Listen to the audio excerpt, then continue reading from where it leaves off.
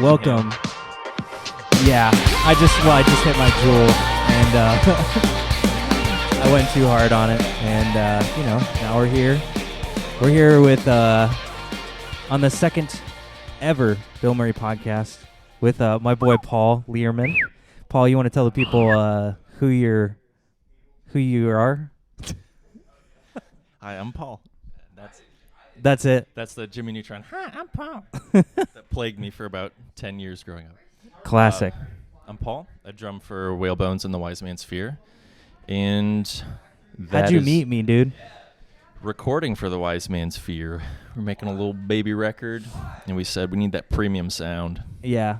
And how did you find me? YouTube.com/ Attack. Yeah. Honestly, yeah. Are you serious? Like me and Joe knew you from Attack. Well, yeah. And so we would follow like the march ahead and stuff whenever you'd put stuff on your channel. And we're like, that's the dankest sound. You're like, holy shit, are those fucking dubstep remixes? We're like, we need more of that. Dude, I actually was watching I was watching the YouTube, and you always call it the YouTube when you talk about it. Of course. But I in one of my recommended feeds, it was one of my old dubstep covers that I released like almost 10 years ago. And not gonna lie, dude, it was fucking trash. I just bought a... I was getting ready for not gonna lie, it was fire. Yeah. I mean, I'm going back that direction with the new Murray record. We're bringing dubstep back. But like dubstep you can chill and study to. Yeah. Oh, God. It hurt to just even say that out. If anyone says we're bringing dubstep back, you should run, right? Yeah. And probably unfriend them from MySpace. Yeah. Unfriend them from Pure Volume. But yeah. Unscrabble them. Yeah, obviously. So you found me through that, and then you came to record in... I want to say 2014. Because we put out the record in 2015, so it's probably 2014 that we started tracking. Yeah. Went to little Westerville, the mecca of heavy. The metalcore holy land. Yeah, a little bit. You'll see like scene kids like wailing at walls and like praying on the streets. It's really funny when I talk to someone who's like a huge metalcore fan and they talk about Westerville like, oh my God, dude. It must have been amazing. The scene must have been amazing. And it's like, I really feel like people tend to look at that shit with rose-colored glasses because it was just a bunch of kids playing shitty breakdowns together. Like, and it was fun. We had a good time, but it was not like, the 90s grunge scene or something like that. I feel like they would say the same thing in Seattle if you were talking about the magic of grunge Nirvana, the whole origin of that. They'd probably be like, it was just a bunch of kids having fun. Yeah. Slamming brews. And everyone like back then would have been like, man, I wish I would have been there. And it's like, you probably would have been bored. Yeah. It's like, just most of it's hanging out, and you play a show like once every 2 months. Yeah, that's super true. Even like the bands that are massively successful, it's like they're no fun to be at for that first like coming up period where it's like you're going to their terrible warehouse show and like the lights are full on and they're playing at this like pole barn. And it's like, but then you brag about it later. For sure. So it does give you brownie points, but exactly. So anyways, you found us through that, and then you end up at my parents' house. Yeah. When you pulled up, were you like, oh? We were pretty sure we had the wrong address just because we were like, this is just a house. Like, this is, this is just like house. The most generic looking Midwestern middle class house. Yeah. It doesn't look like there's a studio in there. Yeah. It didn't even have, your house didn't have like a swoopy haircut or anything. It was standard. It didn't say Attack was here. Right. Like that. So, no. So you showed up and you're like, what did you do? Did you like text me or something like that? Like, we knocked on your door, and I remember really vividly the first time we technically formally met because we knocked on your door and there was like a solid like 45 second just dead quiet, and we're like, do we knock again? Like, we didn't want to be like super eager-eyed, like or knocking on some random person's house. Exactly. Hello, do you have the studio here? Sorry, son. So you came to the door and you were like, what's up, guys? You were like, obviously had just rolled out of bed. Okay. The sleep was still in your eyes, and we're like, "Hey, man, like, are you Johnny? Are we at the right spot?" You're like, "Yeah, come on in." We thought you hated us at first because What? it was, yeah. We like, you were so groggy from the morning and just like not gushy or anything. And we had like a 3-hour drive to get like amped on recording and Right. like jam the pre-production and. And this is like one of your first recording experiences. Aside from like a EP that we really try to bury Forget about. and exactly deny it exists. This was like the first real recording we'd ever done. So. Which is kind of nerve-wracking when you... For sure, yeah. I remember my first recording, like, staying up the night before because I was freaked out. Like, what's it going to be like? What am I going to do? Am I going to do a good job and all that? That was us to a T. I mean, we all slept in Joe's basement the night before to carpool out from his parents' place, and I slept terribly that night. And I also drove the next day, so by the time we got there, I was, like, all amped up on caffeine and, like, adrenaline. I was like, I'm so ready. And then, we thought you hated us at first. What? Just because I was groggy, or? Yeah, well, I think because you like weren't on the same massive energy level as us, and we're like, oh, anything less than super amped, and it's like he must hate us. I mean, I did. No, I'm just kidding. I think I had come. You guys came in right after I'd finished up another band, and so I was exhausted. Because at the time when I was recording you guys, I was going super hard. Like, I was like, I would go 30 days straight with no weekend, no break. Like it was truly like different bands or one at a time. Yeah, different bands, whatever. Really, I didn't really have a preference. I was like, oh, you pay me money to record, let's go. Come on in. Because that's just, correct me if I'm wrong, but that's like right when the studio started popping off a little bit, and you'd had a couple bands that came through. They got some traction behind them. They started sounding good. I think I had a couple bands get signed. Like Sycamore had just gotten signed to Hopeless, and then I think I had another. I don't remember, but like someone had gotten signed. And was I working with Jared at the time, or was this pre-Jared? No, this is 2014, right? Mm-hmm. Dude, that's crazy. It was 5 years ago. I know. Oh my God. Yeah, it seems both like way longer and way shorter at the same time. Truly, and like truly, so you show up and you are like amped. I'm tired. How did the day progress?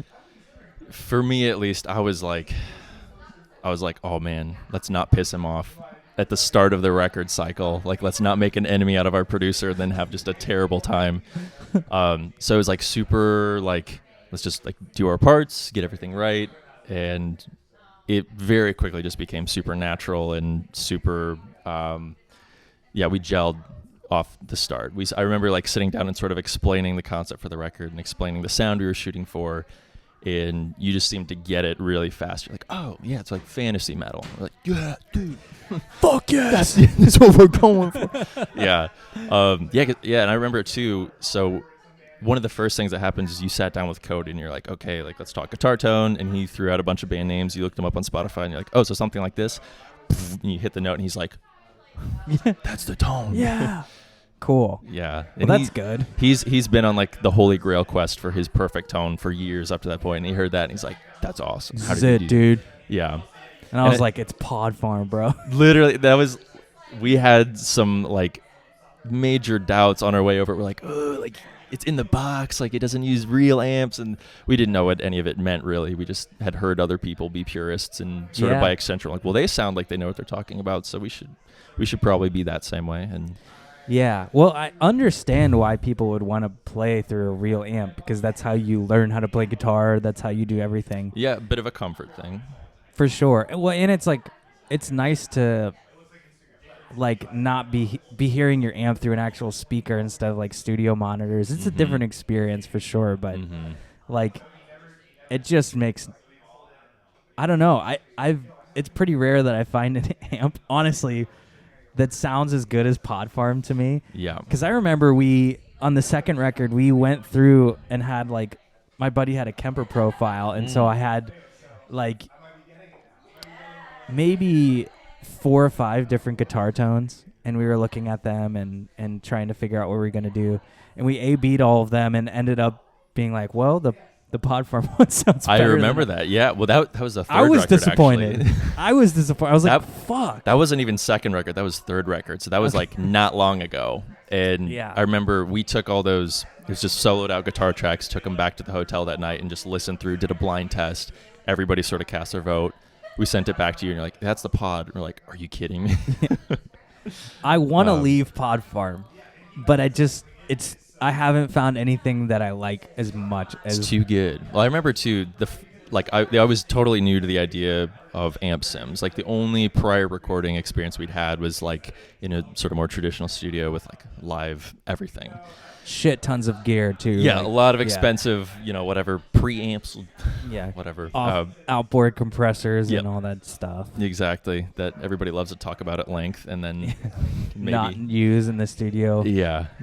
And so hearing, like, you'd play a tone and then you'd turn a knob and change the tone of something that had already been recorded. I was like, how is he doing that? That's not our experience. Like, from the last recording, it's like if you played something and you had to change it, it's like, oh, better scrap the track. It's done. Yeah, exactly. Yeah. But yeah, you can change like the mic position and the treble.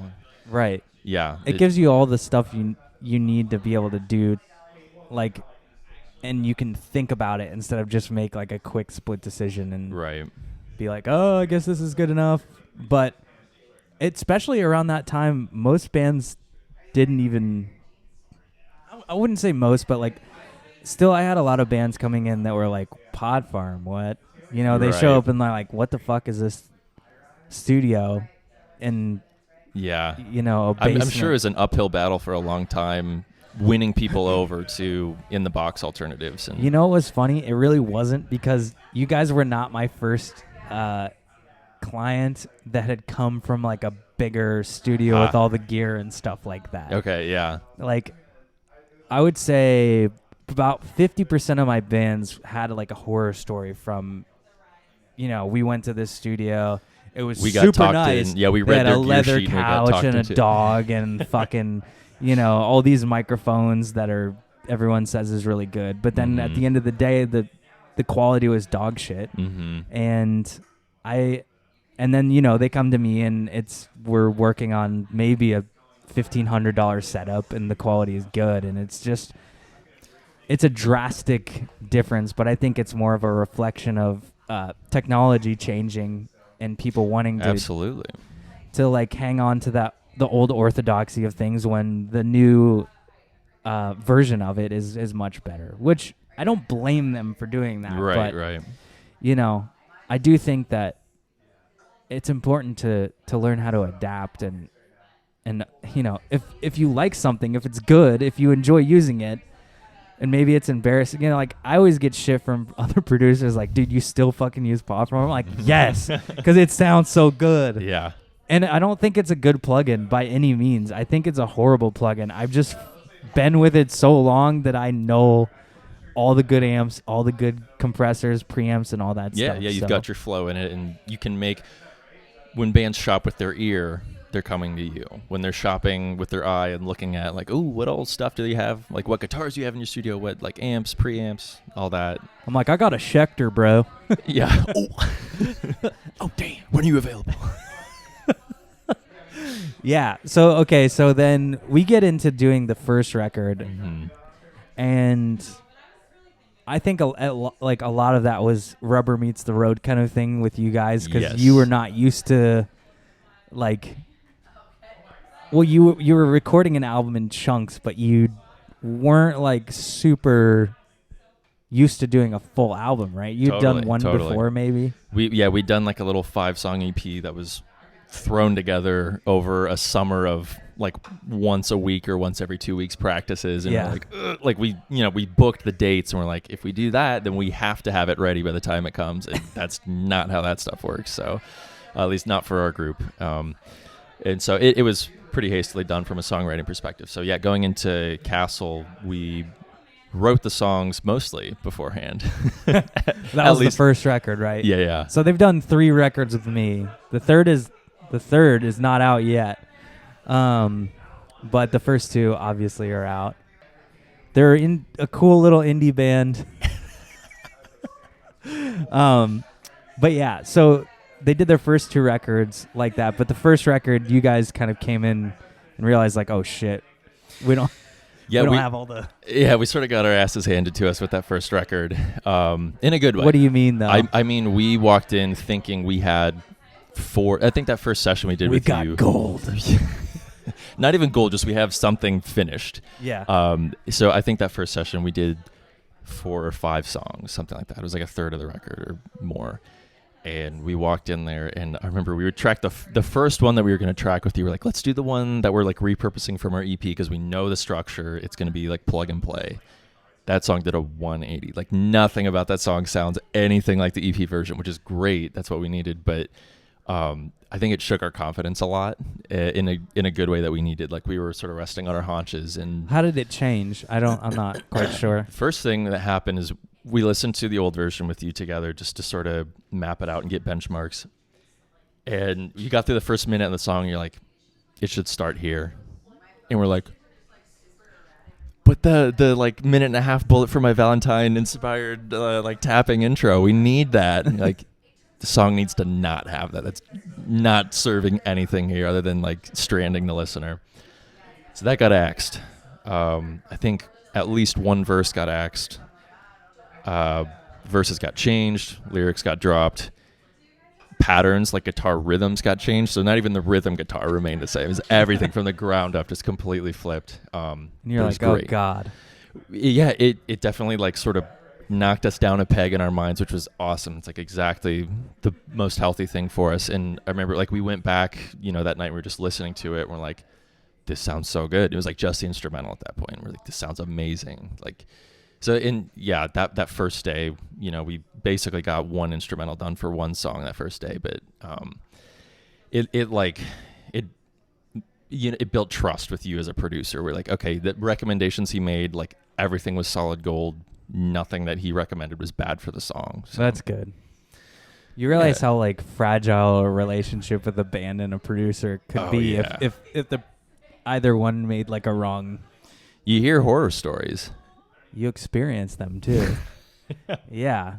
You experience, you're like, go to a studio and you're like, I think this, like I've, early on recorded at studios in my like career that I just like, I think it sounds good. And then you listen to like a real band, you're like, oh my God, it doesn't sound anything like that. Or even like you go home and they email you the bounce, and when it's not over a, big old monitor that's got some bump and bass, and you hear it on like the headphones you listen to all your music on, you're like, oh, that's so hollow. Oh no. We did a bad thing. I guess, do you have horror stories like that from when you were sort of coming up and starting out in music? How, like, did you have an inflection point where you realized, ooh, what we just did sounds terrible, like we need to make a change? Or was there any eye-opening moment for you guys? I think we went to one studio that we didn't like. It wasn't horrible, but it wasn't like what we wanted. And then there's this guy, Bobby from Paper Tiger. If you're watching, Bobby. Shouts out, Bobby. The boy. He lived over by the airport in this like pretty seedy neighborhood. And he would charge $50 a song. So awesome. There's a Bobby in every neighborhood. Oh, but he was like the guy. Yeah. That, like it was Paper 50 Tiger. songs, record and mix, or mix? $50 per song, the whole deal.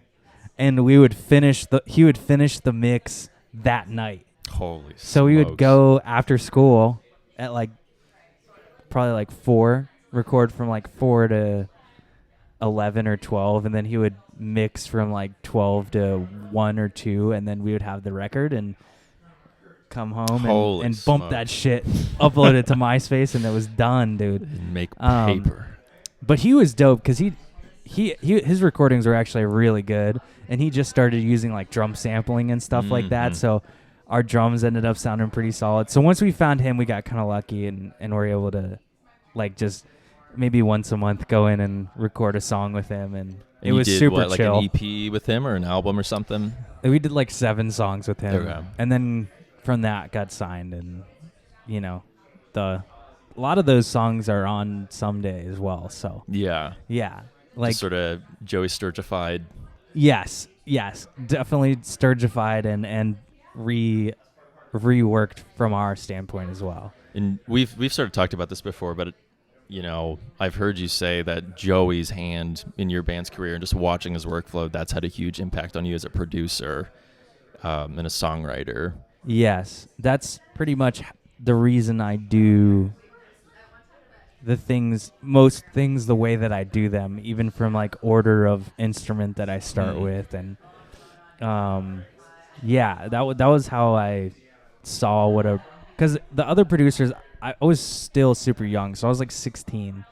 But when I was going to Joey, I was 20 at the latest, and I had my own computer and was messing around with Logic and trying to figure it out. So I think I remembered it a lot more, and I took all those principles that I'd maybe kind of subconsciously picked up from him and used them in my studio. But it is interesting, like what he did with our music was very similar to what I did with your guys' music. Where, he'd be like, we'd be recording, he'd be like, all right, hold on a second.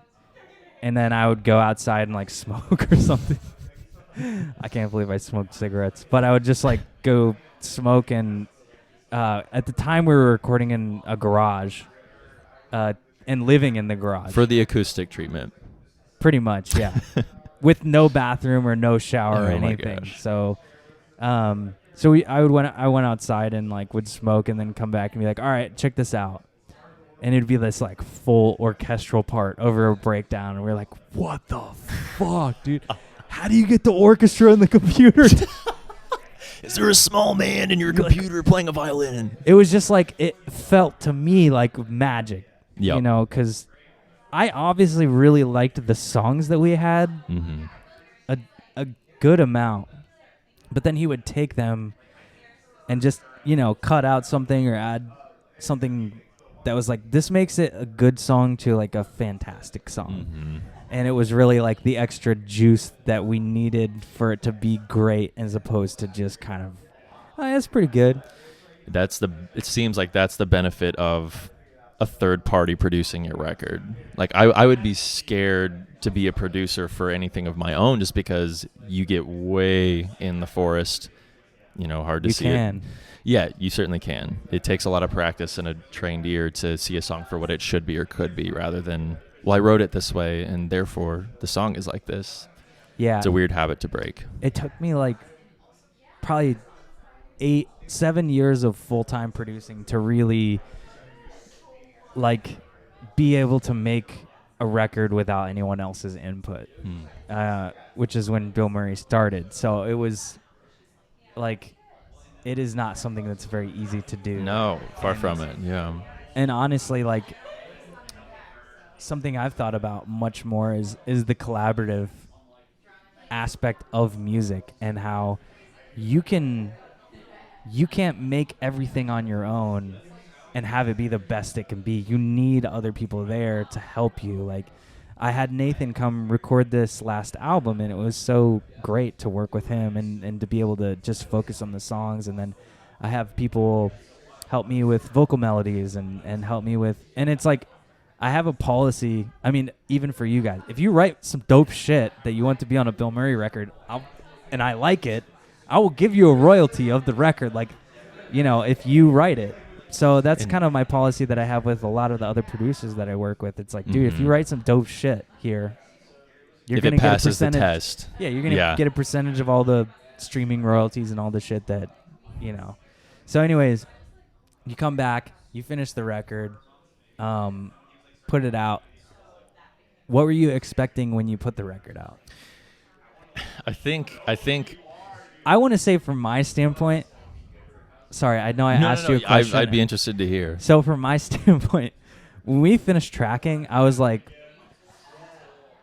I hope that this all comes together, because there's a lot of parts that I was like, a lot of moving parts. We'll do this here, and that should work. And we didn't have enough time, so you guys had left. I'm like, all right, in theory, this should all work. But the greatest thing, what I love about the first record specifically, was like, I don't know if this is gonna work. And then in the mixing phase, it just turned out to be like snapped in. very dope. Mm-hmm. Like once everything was put in there, I was just like, this is really cool. I like this a lot. So it worked out. So that was my standpoint from it. So when you left the studio, I was like, I think we have everything we need. I was extremely excited when we left the studio. I approached the record, I think, probably a little bit differently because I do like the lyrics and the story concepts for the Wise Man's Fear, and a big piece of that record was it was a very grandiose story arc, and I was like super like all involved with these characters, and we recorded the songs all out of order. I think literally the first track on the record we recorded dead last. It was like you hit shuffle, and that's the order we did them in. And so in my mind, like whenever we get mixes back, I'd be like placing them in order and being like, okay, like, you know, this energy level's here, and then it bumps up to here, dips back down. I was like, this flows great. This is awesome. Okay. And I feel like I had a good grasp on like, it's got a coherent sound. It's a bunch of different song styles, but I think overall it's coherent. I also think, you know, like any first time recording band, there's like a hope in the back of your mind. It's like, I wonder if like Rise Records will ever hear this, and you know, send us an email, hit us out. Not every band, but if you do play breakdowns, Rise Records is in the back of your mind. And Sumerian just signed Poppy, so anything can happen, you know. Are you kidding me? I'm not kidding you. She's up there with Mitch Lucker and the Greats. She's going to be on the next Asking Alexandria. I hope so. They need something. No, I'm sure they're doing fine. So we left the studio just super excited. And I think I sometimes like really get almost nostalgic towards that record because there's something so pure about the first time you like make a recording that you love and you hear it back and you're like, these are my songs. And like, we did this, and it's such a proud feeling. It is. For sure. And I don't know. It's like this rush of adrenaline that is not really like much anything else. No. So it was super special in that way. It's like a slow burn adrenaline rush though, because it took so much work to get to the point where you're finally hearing the finished product. Right. And then the payoff is you finally put it out there, and you know, you're like hyping it up to your friends like, it's going to be sick, man. I'm telling you what, like it sounds good this time. But yeah, I don't trust me, bro. You don't want to miss this album. Best album in the history of albums, maybe ever.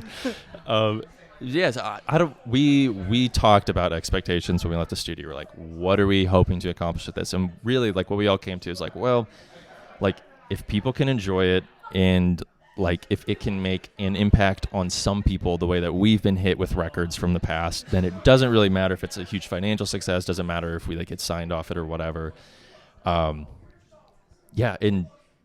so we put it out and we just sort of promoted it around, and it got a lot more steam than I think we expected. And that's an understatement, because like one of your songs was posted by like League of Legends or something. Yeah, the StarCraft 2. There's like a StarCraft 2 tournament that they played it in between bouts. And this is like in the heyday of StarCraft 2, not like now. So It was like, well, maybe not the heyday, but StarCraft 2 was still it was big. Yeah, so that was super surreal. Somebody sent a message to the Facebook page like, hey, StarCraft, like the official StarCraft tournament's playing your song right now. We're like, whoa. Did like a screen capture of it and saved us like, oh, we did it. My heart. Ma, we don't got to live like this no more. But they did have to live. I can move out of Kirkland. Yeah. I can move to Frankfurt now. Upgrade. Paul's from Indiana. That's where we are right now. He's in Indianapolis, though, so, you know, living the city life. That's right. But, so here's, from my standpoint, I was in, like, the grind. So I would finish mixing a record and just not pay attention to another one at all. It's like, what's next? You know, I've got another record next. And so I remember, like, oh, I wonder how that Wise Man's Fear record's doing. And then I look at Spotify and there's 400,000 streams on this song. I was like, holy shit. Like this song's blown. I mean, and the song that they picked was a great song. Mm-hmm. Like, so yeah, it was a pleasant surprise, but a welcome one. Solid. That wasn't the right quote, but whatever. But a welcome one. We were we were so excited. Like, it went way better than we could have hoped for, because we'd been through with our terrible EP. We'd done the whole like, wow, I hope this like blows up and goes viral off of these like same generic breakdowns that everybody's been playing for 10 years now. Absolutely not the case. I think it didn't go viral. Well, I don't want to say it didn't go. I think the whole thing got like 500 that was sweeping the nation. Yeah, not quite. Yeah, it turns out people had thought of Open Notes before. How many hits did it get? They're still rolling in, but trickling in. I would say no less than the order of 2,000 hits total for all songs. Darn. It was a huge flop, which was, again, great for us. Like, it set our expectations realistically. You're like, wait, we aren't the shit? Yeah. We have to actually work to fucking do this? We have to make a unique sound. So that, honestly, like, that was a lot of the process of going into Castle, was like, who are we? Like, what do we sort of brand as, and how, like, what if someone hears us one time, what's the one thing that they might, if they remember us, how are they going to remember us? How are we going to make sure that there's at least a word that sticks out in their mind? So we ended up, it felt like a huge risk to us, even though in reality it's such a drop in the pond. But we were like, we're going to brand ourselves as fantasy core, and like, we're going to stick by that, and we're going to like use that when we talk about our genre, and hopefully like turn some heads. And it helped, honestly, when we were promoting Castle. It helped people be like, wait, what's that? There's, at the time, is there fucking dragons and shit or what? Yeah. I want in. At the time, especially, that's like, Rings of Saturn did their alien core, and Attila's like party core, and everybody was like trying to sort of become like a core connoisseur and like a snob about which variety of core they chose. So I think it definitely helped to some degree turn some heads, and it succinctly communicated our sound, which I think was more important. Was we do fantasy elements, we do Lord of the Rings style storytelling, we bundle it into metalcore. Enjoy. So I'm all about bundling. Why would you not be? It's like, what do you say to that? And now we're going to turn to AT&T, our sponsor for this podcast. I love your reaction. I was like, I'm all about bundling, and you're like, yep. So you finished the first record. I also do want to say, like, it is one of the most rewarding experiences when internet strangers randomly hit you up on online, and they say, hey, I like your album. On the World Wide Web. Yeah. They're like, hey, that was pretty good. And then you said a band from like a small town, kind of like your band hit you up. And said, so little backstory, we're basically from little rural towns around Indiana. Like, we're centralized around Indianapolis, and I live here, Nathan lives here. Still pretty rural, though. It's, in the grand scheme of things. Yeah. We were from all these small towns, so we all came together, and a band hit us up to like, hey, we basically thought if you guys could make a band in a rural area, so could we. So like, we tried it out, and thanks for the encouragement. And we're like, dang, that feels awesome. Like, and they're like, check out our music video. It just dropped. Yeah. If you could please pre-save on Spotify, and thanks. And we're like, too busy patting our own backs. I can't do that. Both my hands are occupied. It's like, that's super rewarding. And I'm sure you've had plenty of experience, especially, Bilmuri. You can see people posting on your page all the time saying, hey, like, this song got me through a really rough patch in life, or I related super hard to these lyrics, dark time or whatever, or just being like, this song makes me want to get up in the morning. Like, it's encouraging. Oh my God. Yeah. Like, I'll let you guys in on a secret, but like, every time I release a record, it usually comes out at midnight. So like, I'll have some beers beforehand, and like, just like some beers, enjoy and hang out and just sit on social media all night till like 3 a.m, talking to people and enjoying it. And like, often I will like come to tears at some point because I'm so grateful for that. I don't know. There isn't very much that feels as good as you pouring your heart and soul into something, and someone being like, that's good, It feels appreciated, and like, somebody can actually not commiserate, but somebody is grateful for the insane amount of work that goes into it, and it wasn't just blowing smoke into the vast abyss. Yeah, it's not like a 6-set bro, like online version. 6-set bro, and can I borrow your hi-hat stand? Yeah. It's like, I was having a rough time here, and then I heard this song, and this is the response, which is always so great because I rarely get to hear any of that stuff. Mm-hmm. Oftentimes, it's like, I see that I have monthly listeners and stuff, but I'm like, who knows all the, thousands of stories that involve my music somehow that I'll never get to see, which makes me sad. So anytime someone writes in or gives me any sort of like feedback on how it's affected them, it's very nice. And I'm sure you're in the same camp here as well, but like growing up, it's like there were records that had like huge, profound impact on me, like emotionally, personally, spiritually. Like I was formed by certain albums, and it's like I feel like part of the reason I love that stuff is because it's like that's so important to me from the perspective of a listener, where it's like I owe a lot to certain records, and so it's like super humbling if you can have like even a piece of that influence in someone's life, or like help them realize something about themselves, or empower them to do something that maybe they felt like they weren't ready to do or equipped for. Right. Yeah. It always is weird as you're making music. It's hard to think like, oh, maybe this is just will come at the right time when someone needs it, But I definitely will have songs like that where, I'm having a rough whatever, and it'll just speak to you in a way that that you just needed. You needed that kind of emotional push in whatever direction. And that's why I wrote No Ordinary Love by Memphis Mayfire. Oh my God. Yeah, dude. Yeah, pretty much. I didn't write that song, but no, the whole album. Oh, it shows how much I know. Yeah, pretty much, dude. But yeah, so okay, anyways, you come in and you finish the first one, then you're on to the second one, which came out really good, but it was much more streamlined of a process. It was. I kind of had to put the whipping on you guys a little bit. You did. Yeah, you put the foot down, which again, like the whole process of being a band is a bunch of milestones of, oh my gosh, we need to be better. Oh, we're bad. We need to be better. Like, how can we go viral, guys?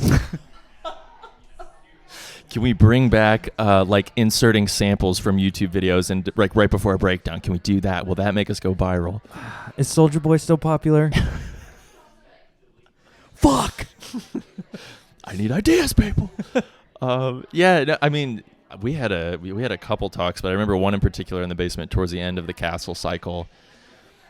And you were like, guys, your songs, I feel like these are coming together about 60% in the studio. Some of these songs you guys are like kind of coming up with on the spot, and like that's like you're paying for this time, you can do whatever you want, but that's not going to be your best product. And like you're basically telling us like, I see where you could be going with these songs, but you're limiting yourself if you don't explore those options before you get here and give us all time to work with it. So yeah, for the second record, we were all focused on pre-production and making sure we knew how the vocal cadences went, because our band has sort of a unique challenge in that I'll write the bulk of the lyrics, and then Joe and I and Tyler and I have to sort of pull off to the side and brainstorm, like, how should we deliver this line? Like, what rhythm do you want to use? And then, or like phrasing, because Tyler and Joe both will sort of be like, okay, like I get what you're going for, but like this is way too wordy, or this sounds super clumsy, or there are way too many S's and T's in this phrase, or whatever. Right. And they're both super gifted in like metric and rhythmic areas. Joe listens to like a ton of hip hop, and he gets like flow for songs. And Tyler's got such an ear for melody too. It's unreal. So he'll be like, no, here the melody for song goes like this song needs this melody, so we're gonna rework that phrase, that's like clunky chorus you have, we're gonna like trim it down, make it elegant, and strap it onto this. But that said, we struggled hard on Castle in the studio, because we're like, no, I want the line to go like this. Like Joe's in the booth, and I'm like trying to like yell my ideas to him about how it should go, and we hadn't rehearsed it together ahead of time. It's Leviosa, not Leviosa. Joe's like, yeah, like, that's not it, Joe. He's like, fuck. Where's my jewel? That was record 3. Oh, okay. This is pre-nicotine addicted Joe. That's right. Okay. He's free now, dude. He's a free man. Dude. He sold his 4 jewels. Why do you need 4? Because he would lose them temporarily and then rediscover them. But he would need a hit. It's kind of like my guitar pick theory for jewels, where it's like I buy guitar picks and purposefully lose them everywhere so that you're they're just all over the stocking place. the whole house. Yeah. But the jewel version. But with a little him, more it's expensive. like, it's been 30 minutes since I took a rip of a jewel. I don't have time to find it right now. Oh God. So yeah, you kind of lock that. Now, what Right. do you feel like the third record, which you had just finished recording, maybe like 6 months ago? March. More? So Last March. This March. Oh, okay. Yeah. Okay. So so I guess 5 months now. It's crazy. Time flies been when forever. you're getting old, dude. And it drags when you're trying to release an album. Yeah. Yeah. But so what you're saying, new record, something. I don't fucking care. No, I'm Ah. just kidding. No, new. You say whatever you want. No, I said, like, what did you feel like you learned from the second to the third record? Yeah, I think Not as much me yelling at you. right. Just Which I mean, I think it's a lot of process. So we would learn, every time we do a record, or even go in for a session. So not even a full record, but we'll do 3 songs at a clump or whatever. Every time we go in, we watch the workflow. We see which songs get recorded fast, which ones are like smooth to record, and like what bogs us down. So I think we saw something that was bogging us down as like, okay, like we need to practice in this way, or like let's use a metronome when we're getting ready to record like these kind of parts. The vocal cadence thing was big for this record. You had all your demos fucking done. We did, which was huge. It was huge. Yeah, and bands, if you're listening, please, it doesn't matter how shitty the demo is. Finish the demo with vocals. It'll save you so much time. Yeah, and it'll save the producer so much headache because, there's some times where I was frustrated at myself so badly. It was like, why did we not just like commit this to paper and like put this down? But so, for this third one, we would track the vocals ahead of time. There were several, like Nathan and I would do the full demo. He'd write guitar, I'd write the vocals, and like I would do like terrible scratch vocals, but we just have them that way. Yeah. And then send it to Joe. Joe would listen to it, and then either he'd record a version or he'd just go in knowing like how everything went. So I think vocals was a huge emphasis on this one. That and being really intentional about making the directional, not pivot, but like making the evolution that would have happened naturally, like sort of identifying it ahead of time and pushing it to its full potential. So record 1 was sort of, the way we differentiate ourselves, like I was sort of talking about, is fantasy elements. So for the first one, it's just like standard medieval, like Gregorian choir and, like some strings and a harpsichord, and just like standard medieval, garden variety medieval sounds. Yeah, like a lot of lute. A lot of lute. You got to have it. And some lyre in there.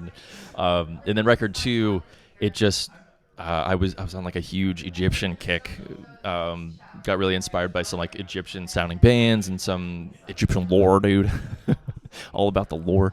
And so it ended up being a lot of like sitar and oud and whatever, a lot of like more Eastern Egyptian sounding instruments. And then for this third record, rather than it sort of being like, for the second record, we walked in and was like, okay, I want it to sound Egyptian. Well, what does that mean? Let me Google some Egyptian stuff. Yeah, make it go.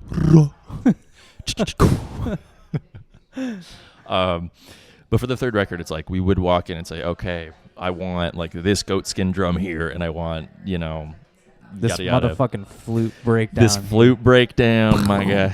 That one actually was impromptu. That was, you sort of led the charge on identifying where that should go, which was great. I lead the charge for lots of flute-based endeavors, dude. I remember the first time we heard that all on the track, our jaws just dropped and we like laughed for a solid minute straight. Oh, man. That's like the best part of the studio is like how much fucking around and fun you have. And but it then, produces the best stuff most of the time. Truly. Like if you're in the studio and, as much as I like say I whooped you guys. Most of it was just like, hey, you got to do this next record. It wasn't like I was pissed or anything. Because most of the time, recording is really fun. And, like, you know, if the mood isn't light and enjoyable, you're not going to get good takes out of anyone. It becomes work, and that makes it really hard to be creative and to get good takes. If I'm being a dickhole to someone who's already nervous and already hard on themselves, you know? They're already nervous about being in the studio, they don't want to fuck up, and I'm like, hey, don't fuck up. Do it again. You know, it's like, it's not going to be a good environment. You're not going to get good takes out of them, especially with vocalists. You can just see and hear a vocalist light up when they do a take, and you go, that's money. But do it one more time and do it like this. Like, just like making a critique, but you're really great at like leading with something constructive and building up the confidence, because vocals are all confidence. Well, I feel like because you are the instrument, it is a much more inherently volatile, personal, and like scary thing to do. Whereas like your guitar, there's like maybe just one little degree of separation where it's like I'm playing the guitar, but the vocalist is like I'm playing myself. I'm putting myself out there, and if I sound bad, it's because I sound bad, and it's not. I can't say, I was out of tune or I broke a string. There's no excuse other than I'm sick, which is fucking bullshit, by the way. People don't get sick. And even if you are, you can push through it. Stop being a guy. Stop being one of those guys. Stop being a guy, man. Yeah. All right? Yeah. No, I love playing drums because live you sit in the back of the room and just have fun, and nobody's really going to pay attention, but I think it's the most fun to play. You're just hitting stuff. Really where the balance exists is like the drummer isn't like gets to sit in the back and just hit stuff, but then they have to spend like 30 minutes breaking all their shit down at the end of the night. Where as the vocalist is up front and everyone's looking at them. Throwing his heart onto his sleeve every night. Like heart on sleeve, and it's terrifying. But then at the end of the night, they're chilling. They don't got shit to do. I mean, they're talking to people. That's about it. Yeah. I guess the dues of the vocalist are like talking to people who saw the set and selling merch. It has been a fascinating transition from being like an attack, being, you know, I was like a frontman in a sense that I would like banter with the crowd in between songs, but largely, you know, I was just chilling playing guitar, and it was way easier. And so when Caleb got to vocals, I was like, "Oh, dude, you got this," and he was telling me how hard it is, and I was just like, could not empathize with him. Yeah, I was like, dude, you don't even fucking play an instrument. Your job is so easy. Like, just interact with the crowd, dude. Just be entertaining and charismatic and charming and sound good. Yeah, and then like make all the right moves that make you look cool. Yeah. And and he, you know, as time has gone on, I've switched from being, you know, the guy on the side to like the guy in the middle, and I'm like, oh, I get it now. Well, it's fucking scary. Absolutely. I mean, there is no barrier between you and the crowd, and no, and in between songs, it's you. Exactly. Ugh. It's you and a whole lot of silence, so you better be a lot of you. Like who here's heard of Bill Murray? Luckily, I've like spaced Bill Murray in such a way that if I do something awkward, it's funny. Your branding is brilliant. Yeah, which is good because I can be, you know, my awkward self on stage and people laugh, and I would laugh along with them too. Say some dumb shit, and you're like, "That was fucking dumb," and then everyone laughs. Yeah, stupid. Oh, you got this, John. But but it is a drastic difference. And you've toyed too with just doing vocals for Bill Murray, right? Like, wasn't there a chapter where you were trying to do that? Yeah, it didn't work. It's weird. It's tough. It was like, no, I just had a realization, like, no one will ever play the guitar exactly how I want them to, except for me. Mm-hmm. And I'm like, oh, he should have strummed that strum louder. And even then, it's like, you're your own worst critic, and I'll never play drums as well as I want to, you know. Right. Yeah. But it's like you're gonna get a whole lot closer than some guy that you've tried to describe it to. Yeah, for sure. It's like it needs to be like this, and I just thought, like, man, I spend so much time and energy trying to explain to other people how to play these songs when I already know how to play them, and I can spend time and energy learning how to perform, which has definitely been a new skill that I'm learning, is like really being a frontman and a guitarist at the same time is really difficult. And it's like an art form within itself. It's entertainment. It's the entertainment business like has that unique issue and realm to itself. And I think like the stuff with Attack, I think you were like great with crowd banter and interaction, and it was hilarious like watching stuff that you would do. But it's also you're sort of piling on to something and adding in. Right, there's other people. Yeah, you've got a frontman sort of leading the dialogue, and then you can chime in when you have something locked and loaded. Right. And, you sort of get to cherry pick moments. Exactly. Instead of like the song ending and it's just like, fuck. Get up on stage and I'm like, go Bucks. Hey, what city are we in? What's your team? All right, go that team. Yeah. Go Michigan. Soldier Boy, tell them. Yeah. No, I don't know. My go-tos are always just like, give it up for all the other bands and all that shit. But no, I don't do that. I try to not do the metalcore tropes. Yeah. Because I'm like, I can be more creative than that. You know, I did that for a while, you know, back in the day. I'm like, and if people want to see that, they can always go to any other show. Right. But it's like, why does everyone do that? Because it's an easy cheer, which is fine. But like, what can I do to be memorable? Yeah. First off. Yeah. Because my brain always turns off when people are like, give it up for the other bands. I'm like, you probably didn't even watch the other bands, which is fine. Right. Or if you did, you were waiting for your band to come on. Right. Then again, it's like you don't have to love every band on the bill, but you better give it the fuck up for that. That's right. Or you can get out. Yeah. So it is like a new, but what's cool is like, I love that shit. I love when I get up and do something. I'm like, I need to get good at this. Yeah. It just, I get hyper focused and obsessed with it. And you're definitely something of a serial learner, I think, where once you master something and you're like, all right, bored with next? That. Yeah, for sure. And it's an enjoyable way to live, but that's the next endeavor. Mm-hmm. So do you know when your next record is coming out? Not exactly. So the situation. Love that. Yeah, love to see it. We've got 2 music videos done. We've got 1 more that we still have to shoot and have edited. Once that's done, it'll be a month before we can put out a single. So we don't know what that means. It could be 2 months. Could be 2020. Could be 2025. 2025. It'll honestly, it could be 2020. I'm hoping for before that, but all right. Well, keep your eyes and ears peeled for the Wise Man's Fear 2020. Which sounds like a sci-fi novel. Ray Bradbury back at it again. And then also, as always, this episode is brought to you by Bilmuri.com. Get the greatest merch of all time at Bilmuri.com. And thank you for watching the podcast. Paul gave me some nucks here. I'll see y'all later.